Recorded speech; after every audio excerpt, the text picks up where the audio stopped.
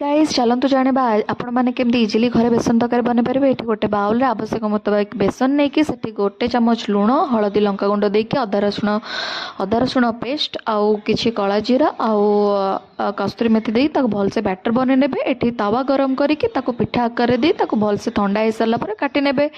एठी गोटे कड़े रे तेल गरम करके तादरे चीनी हल्का आउ काठ मसला गोटा मसला देकी भलसे लाली अंश आ सारा पर से अदा रसुण पियाज पेस्ट देकी भलसे टमाटो देकी भलसे कषि नेली।